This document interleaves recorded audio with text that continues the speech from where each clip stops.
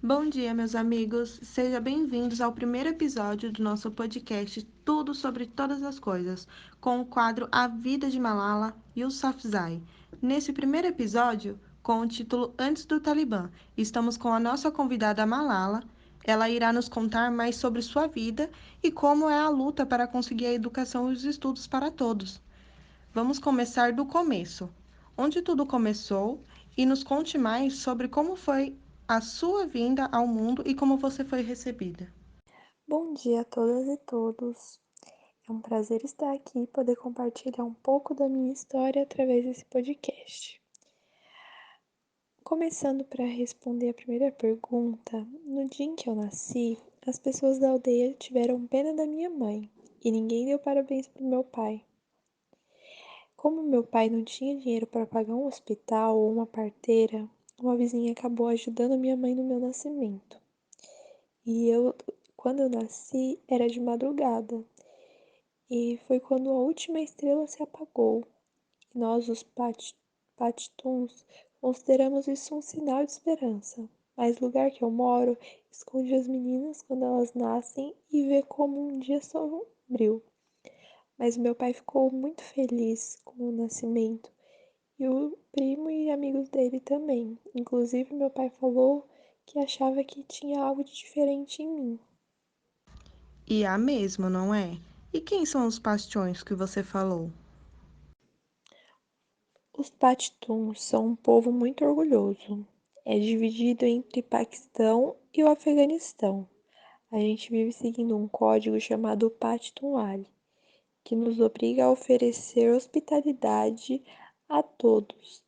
E o valor mais importante é a honra. E como foi feita a escolha do seu nome? Meu nome foi escolhido em homenagem a Malalai de Mayawand, a maior heroína do Afeganistão. Todas as crianças pashtuns crescem ouvindo a história de como Malalai inspirou o exército afegão a derrotar o britânico na Segunda Guerra Anglo-Afegã. Em 1888, a Malalai foi morta pelos britânicos, mas as suas palavras e sua coragem inspiraram os homens a virar a batalha. Conte-nos um pouco mais sobre você e a sua família. Bom, quando eu nasci, a gente era muito pobre, tanto que a gente morava em uma casa pequena e simples de 2 cômodos. Do outro lado da rua ficava a primeira escola fundada pelo meu pai e um dos seus amigos. Eu dormia junto com os meus pais num cômodo e o outro era reservado para os hóspedes. A gente não tinha nem banheiro e nem cozinha. A minha mãe preparava as refeições em uma fogueira acesa no chão e lavava as nossas roupas na pia da escola. A nossa casa estava sempre cheia de pessoas recém-chegadas do interior, já que a hospitalidade é uma parte importante da cultura Pashtun.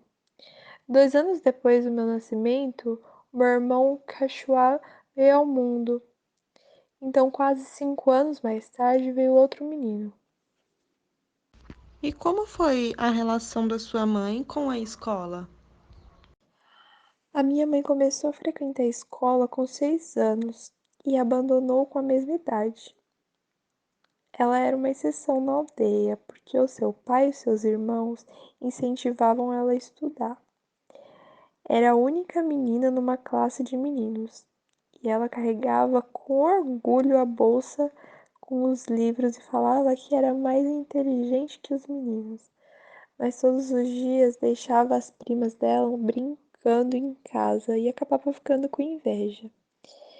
Não parecia fazer muito sentido frequentar a escola para depois terminar cozinhando, limpando e tendo filhos.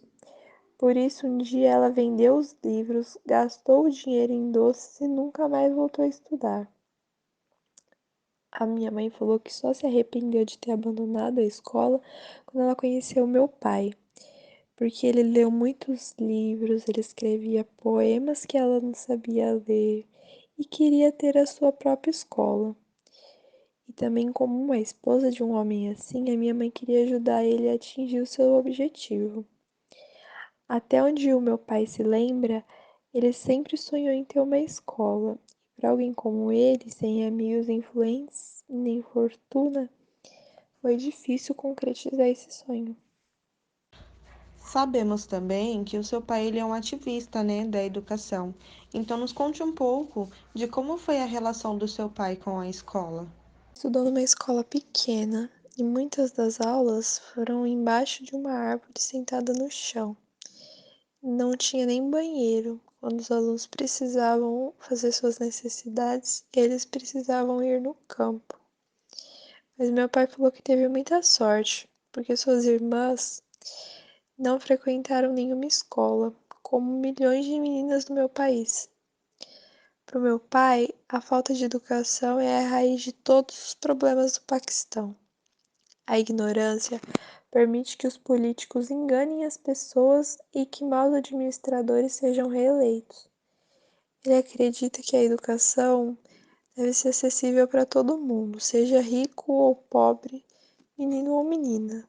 A escola que meu pai sonhava teria carteiras, uma biblioteca, computadores, cartazes bem educativos e chamativos nas paredes e, o que é muito importante também, o banheiro. E como que surgiu a ideia de abrir uma escola?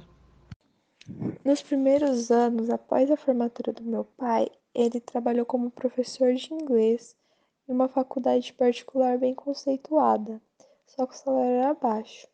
Então ele tinha um amigo chamado Mohamed Naim Khan, que ele fez bacharelado e o mestrado em inglês junto com meu pai.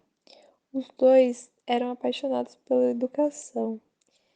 E o Mohamed também se sentia frustrado com o ensino, porque para os dois era muito limitado e sem imaginação. Nem professores, nem alunos podiam emitir suas opiniões. Meu pai queria liberdade de criar e gerir a sua própria escola. Ele queria incentivar os alunos a pensar de forma independente e odiava o jeito que o sistema recompensava a obediência. Então, quando Naim perdeu o emprego, depois da discussão com a administração da faculdade, os dois decidiram fundar sua própria escola. E como foi abrir uma escola? Bom, eles investiram na escola todas as economias. E aí eles alugaram uma casinha do outro lado da rua, onde eles iam viver, e saíram batendo de porta em porta para procurar os alunos. Só que o ensino do inglês, infelizmente, não foi tão grande. E os dois tiveram algumas despesas que eles não esperavam. Quando meu pai começou a receber as visitas dos parentes na escola, Mohamed quis acabar com a sociedade. E foi aí que entrou outro amigo antigo da faculdade dele, chamava Widayatullah, que virou o novo sócio dele. Quando ele abriu a escola, só tinha 3 alunos, e aí eles foram ficando sem dinheiro. Logo em seguida, meu pai e a minha mãe se casaram e ela passou a ajudar ele em tudo que ele precisava. Alguns meses depois, a minha mãe engravidou, mas a escola continuava no prejuízo. E passaram-se os meses e eles não conseguiam pagar em dia nem o salário dos professores, nem o aluguel. E parecia que as coisas não podiam ficar piores, né? Mas ficaram.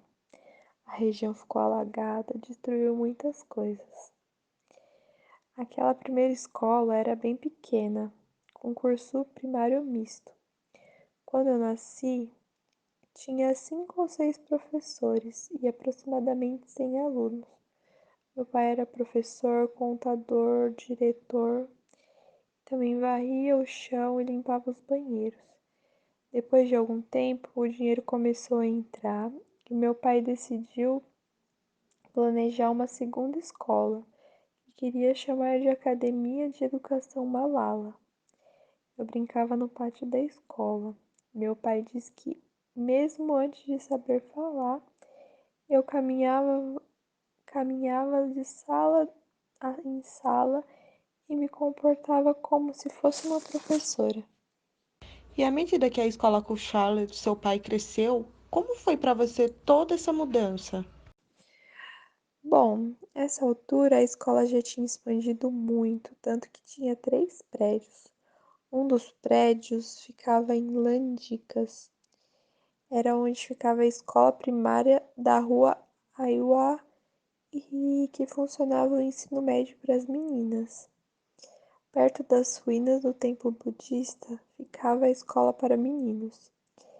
Embora a escola tivesse mais de 800 alunos, o meu pai não tinha tanto lucro assim, já que eu e a minha mãe sempre procurávamos alunos carentes e pedíamos para o meu pai que desse vagas gratuitas para essas crianças. A minha mãe não tinha educação formal, mas sempre estava ajudando as pessoas. Eu nunca vou esquecer o dia que precisei ir até o lixão levar o lixo da casa e lá encontrei uma menina mais ou menos da minha idade. Seu cabelo estava tudo embaraçado e a sua pele coberta de ferida. Eu tive vontade de falar com ela, mas na época era criança e estava com medo. Então, na noite daquele dia, quando meu pai voltou da escola, contei sobre as crianças do lixão. Implorei para que ele voltasse lá comigo. Ele concordou e tentou até conversar, mas as meninas fugiram. Eu sempre estava pedindo para o meu pai que desse vagas gratuitas na escola e muitas crianças em situação parecida. Meu pai sempre me ensinou que a educação podia transformar a vida de uma criança e que é extremamente importante. Então, para mim, estudar era a melhor coisa que eu poderia oferecer para qualquer pessoa. Realmente, o trabalho que seu pai fazia era incrível.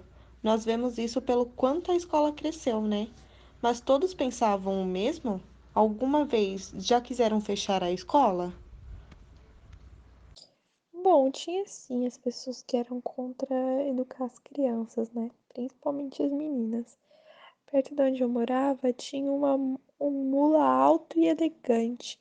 O nome dele era Gula Mula e ele dizia ser um mufti, o que é mais ou menos um estudioso islâmico e uma autoridade em leis islâmicas. As coisas iam bem, mas meu pai percebeu que aquele homem não viu o sucesso da escola com bons olhos. Ele reclamava que as garotas não deveriam estudar, e sim ficar em suas casas, que era praticamente uma blasfêmia que elas ainda estudassem junto com os meninos. Meu pai achou tudo um absurdo, mas tinham tantas pessoas importantes junto com esse homem, por isso ia dando soluções para que ele deixasse ele mais calmo, sem que as meninas precisassem parar de estudar, né? Durante essa época também houve um grande terremoto onde você morava. Pode me falar mais sobre como foi isso? Sabe? Tudo começou a tremer e todo mundo começou a gritar. Onde eu moro, terremotos eram frequentes, mas aquele simplesmente não parava. Quando finalmente parou, a gente foi enviado para casa, mas os tremores secundários se repetiram ao longo da tarde toda e até por toda a noite. A minha mãe achava que o juízo final tinha chegado. A gente nunca ficou tão desesperado na vida. E depois que a gente soube que aquele terremoto foi um dos mais graves da história e que algumas regiões foram completamente destruídas, e a gente percebeu a gravidade do que aconteceu, meu pai procurou todos os conhecidos, pedindo para que as pessoas doassem comidas e roupas, além de dinheiro. E a minha mãe e eu fizemos uma pilha de cobertores para enviar às vítimas do terremoto. A gente tinha que fazer alguma coisa. Todo mundo ficou em choque por muito tempo, muita gente morreu. Mas quando eu penso no que aconteceu comigo, eu percebo que me esqueci de muitos detalhes do É terremoto. isso. Obrigada, Malala, por aceitar o nosso convite para participar do podcast e por nos contar um pouco sobre a sua história. Nos vemos no próximo episódio, pessoal.